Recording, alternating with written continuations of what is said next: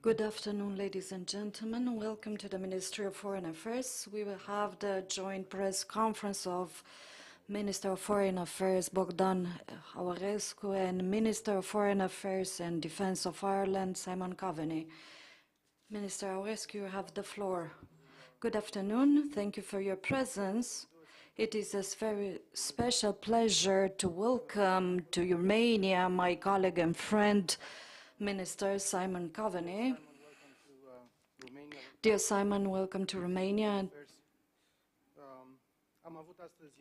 Today we had very substantial and applied discussions, and we were able to talk about many topics on our bilateral cooperation, but also at European and international level, especially in the context of the security developments in Ukraine. Also, I would like to say from the beginning that the visit of the minister reconfirms the very good level of the relations between Romania and Ireland, which rely on the same democratic values and common interests, and especially on the fact that we are dedicated members of the European Union.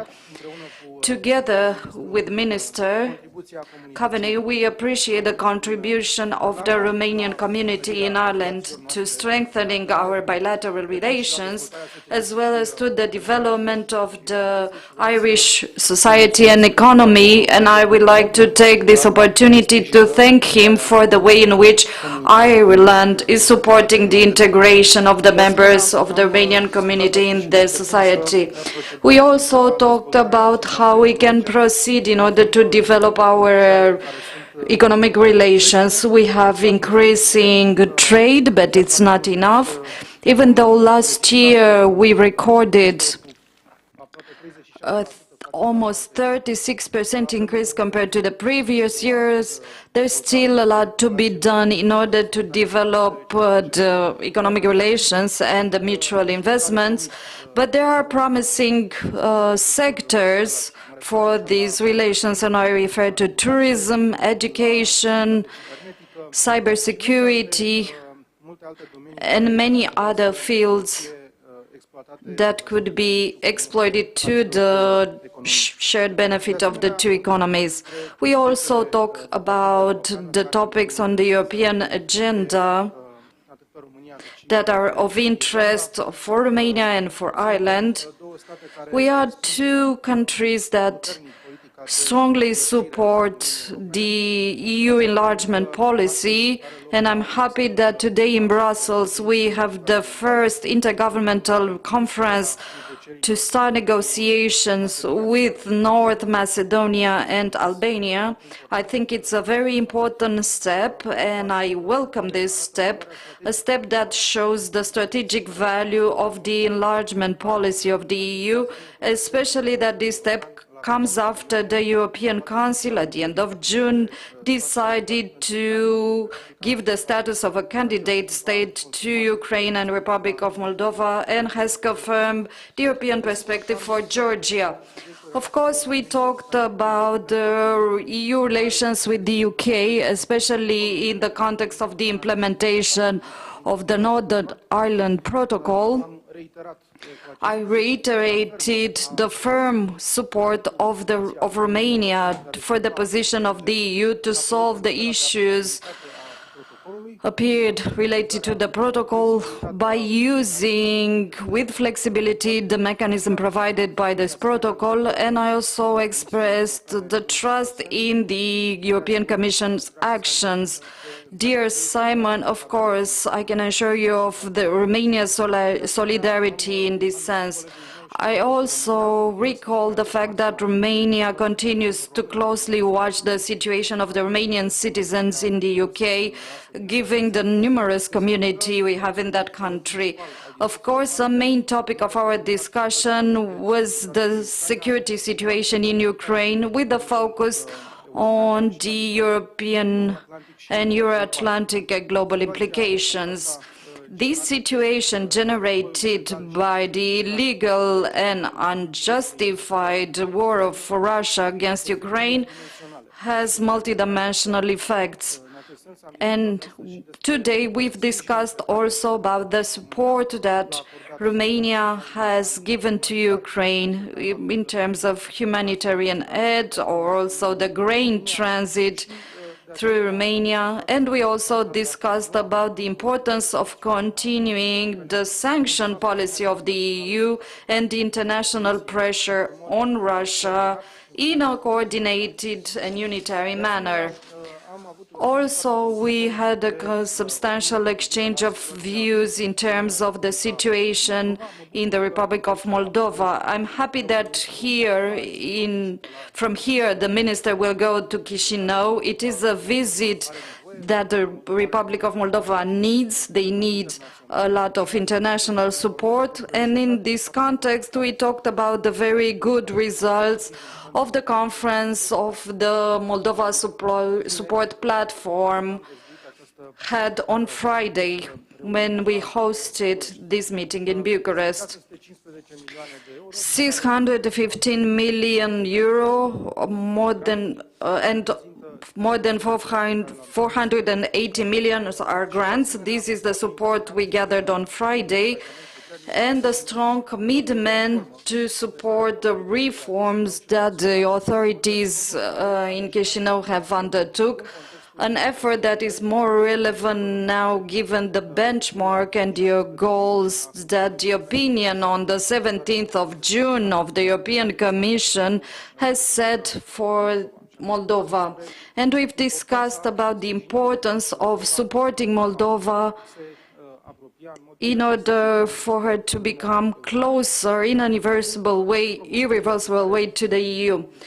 Given the challenges that Moldova has to face also. We will continue our discussion after this press conference because there are many other important files where we have similar position, and I think it's important to continue to coordinate, especially given that Ireland is now a non-permanent member in the UN Security Council. In the end, I would like to thank the Minister for his visit to Romania, for the very good discussions that we have had, and to express my conviction that this visit will give a new boost to our relations that are already very good. You have the floor. Thank you very much. Thank you very much, Bogdan. And I'm really pleased to be here today. And can I just say that the hospitality and the access that we have received today really is a signal of the value of this relationship. This morning, our first meeting was with Prime Minister Ciucă. This afternoon, we had a meeting with President Iohannis, and of course now a meeting with the Foreign Ministry and with Bogdan. All of the meetings were substantial and detailed.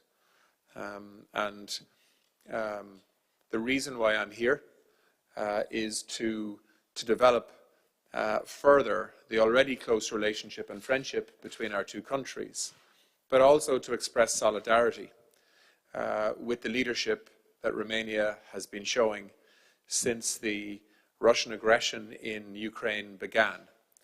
I think that the leadership of your country has been remarkable in recent months, under extraordinary pressure, not only to respond to human suffering on an enormous scale.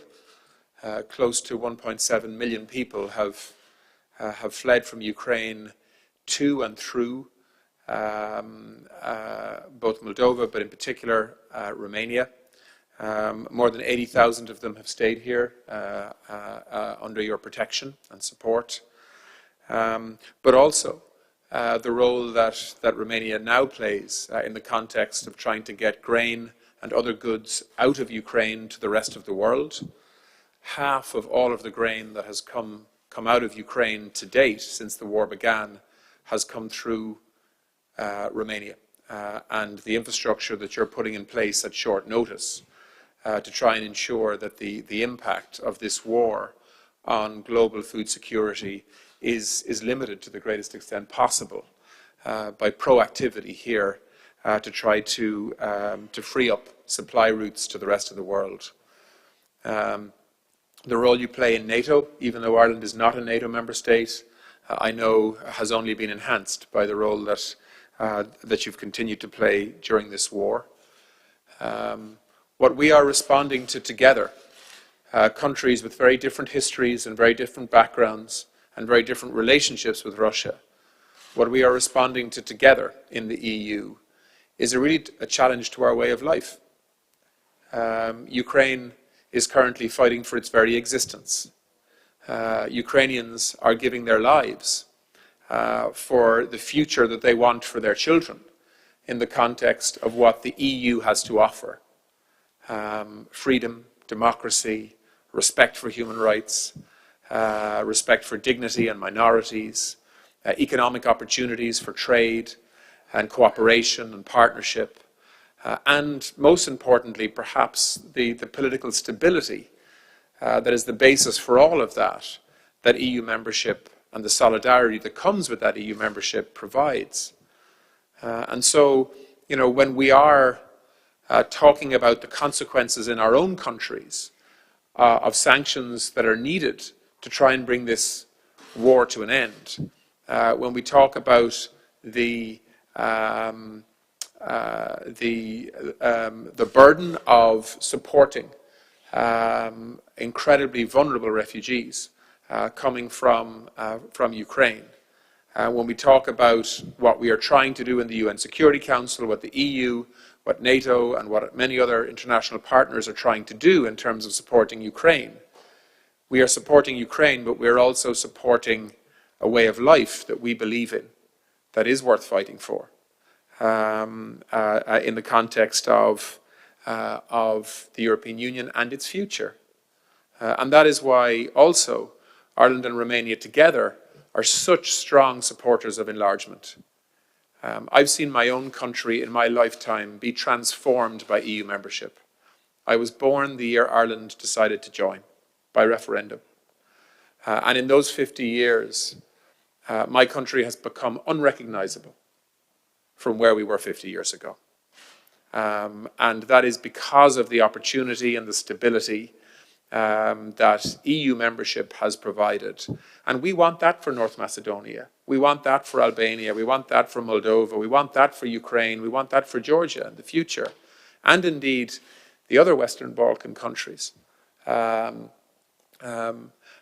believe me, we also know the impact, as I know you do, that the European Union and what it brings can deliver it in terms of peace processes post-conflict. It's a powerful force for good and peace. And that is why the role of the European Union in this conflict in Ukraine is now so important, along with our allies, of course, on the other side of the Atlantic and indeed in other parts of the world. So for all of those reasons, Ireland, we are a non-NATO member state, we're non-militarily aligned, but believe me, we are not neutral on this conflict. And we will continue to support the Ukrainian military. We will continue to provide humanitarian support and assistance. We will continue to support, so far, 42,000 Ukrainians who've chosen to come to Ireland and who are living with us, in many cases in our homes. And we expect that many more will come. And we will continue to support Romania and Poland and Hungary and Slovakia and other countries that border Ukraine to ensure that we share the political and practical pressures that this war is forcing on the EU. That is what solidarity is about, and it's important that we do that. That's why I'm travelling to Moldova this evening, because it is perhaps the country that is under most stress on our continent as a result, obviously outside of Ukraine, as a result of this conflict, and we need to be supportive. And indeed, I want to thank you, Bogdan, for the Moldova's support platform, which, as you say, raised more than 600 million euros, and most of that in grant aid rather than loans, which is what Moldova needs right now.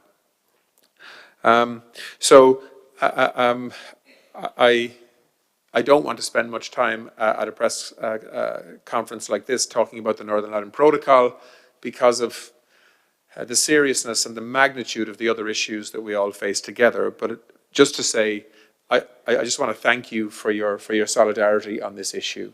International law matters. International treaties matter.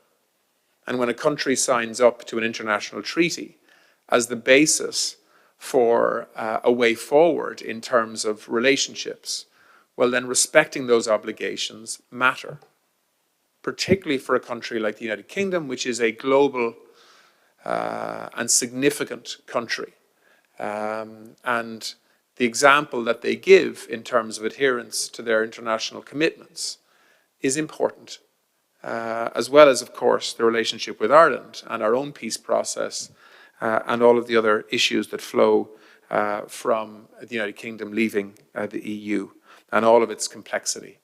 It's almost unbelievable that 6 years later we're still talking about it, but we are. But I hope in the autumn we will be able to find a way of solving these issues through compromise and through partnership, so that the UK and the EU together can get back to focusing on what we need to focus on, which is to respond to Russian aggression in Ukraine and all that flows from that in terms of food security, energy security, and broader common defence and security issues that we need to be working together on into the future. So can I just once again say that this has been a really useful day for me. There are, of course, issues that I hope we can help you on, like your aspirations to join Schengen, for example. And given the way in which you have managed border controls recently in an incredibly efficient and professional way, I hope that, that those aspirations to be part of the Schengen area will not be frustrated for much longer. But I say that as a country that's not a member of Schengen, actually, by choice, because of our relationship with the United Kingdom, which complicates things. But certainly, I think your case is an extremely sound one. So thank you for the friendship. I hope we can build on it. Not a lot of people know it in Romania, but actually, Romania is the third largest non-Irish population in Ireland, after the UK and Poland. The next largest population is actually Romanians. There's also a very significant number of Moldovans in Ireland. The combination of Romanians and Moldovans in Ireland is about 130,000 people, which is a lot in a population of just over 5 million. And they are making a fantastic contribution, by the way, to Ireland and its economy. Really smart, well-educated young people, predominantly in the tech sector, in the pharma sector, in healthcare provision, and much more besides. They are a credit to you and to Romania, and we're very lucky to have them. Hopefully they'll stay in Ireland, but of course they may choose to come back here as well in the future. So this has been a good day, and I can assure you that the friendship and the solidarity and the collective nature of the relationship between Romania and Ireland will only get stronger in the months ahead as Europe together faces these extraordinary challenges that none of us could have predicted even 6 or 7 months ago. Who would have thought that as an Irish foreign minister visiting Kyiv a number of months ago, I would have been standing on the edge of a mass grave that 503 bodies had been taken out of in the 48 hours before I arrived in Europe in 2022. Unbelievable that we are living through this kind of human misery, given the lessons that we thought we'd learned in the past in terms of conflict and war on this continent. But we are living through it. And it's a time for solidarity and leadership in the European Union. And I have to say there is no country showing that solidarity and leadership more than Romania at the moment. And I really want to thank you for that. So with that, I'll take any questions that people may have.